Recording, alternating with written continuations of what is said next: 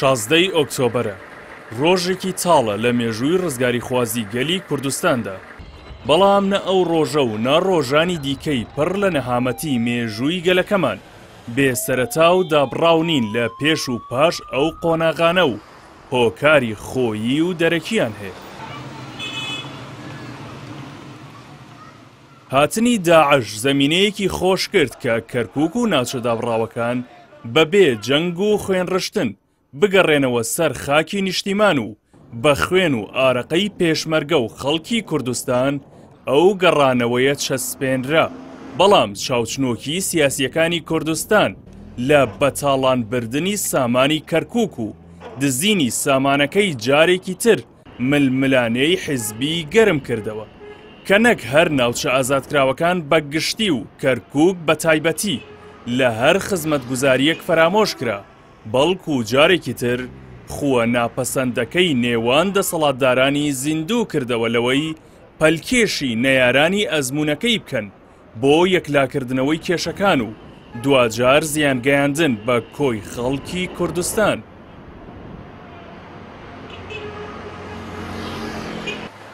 هەروەکو چۆن لایەنێک لە بیری خیانەتدا پەلکێشی ناحەزانی کرد، لایەنەکەی تریش بەبێ هیچ زەمینەیەکی ناوخۆیی و دەرەکی بۆ داپۆشینی شکست بە شکستی گەورەتر بابەتی ڕیفراندۆمی هێنایە پێشەوە کە نەک پایە گرنگەکانی سربەخۆیی و لەسەر پێوەستانی خۆی نەبوو، بەڵکو بەهۆی سەرڕۆییەوە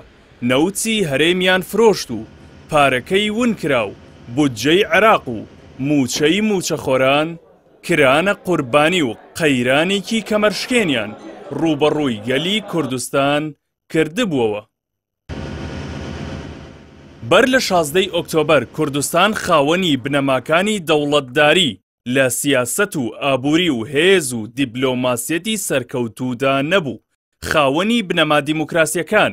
بەسەر کایەکانی ژیاندا نەبوو، بەڵکو ئەوە دەسەڵاتداران بوون کە دەرگای پەرلەمان و حکوومەت و وەزارەتەکانیان داخست، هەر وەک هیچ ڕێکەوتنێکی نێودەوڵەتیش نەبوو کە ببێتە بنەمای ڕیفراندۆم بە پێچەوانەوە هەمووان داوای دواخستنیان دەکرد.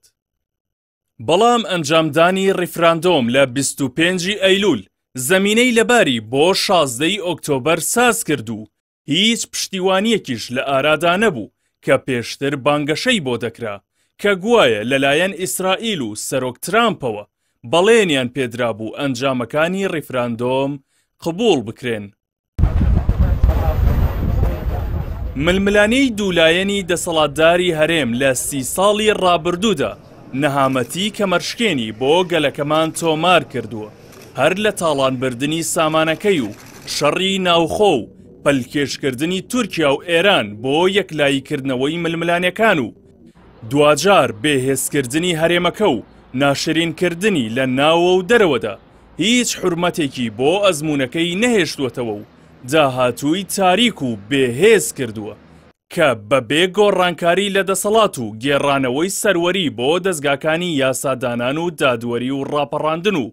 جیاکردنەوەیان لە حزب و بێلایەنکردنیان هەرێم ڕوبەڕووی مەترسی داڕوخانیش دەبێتەوە.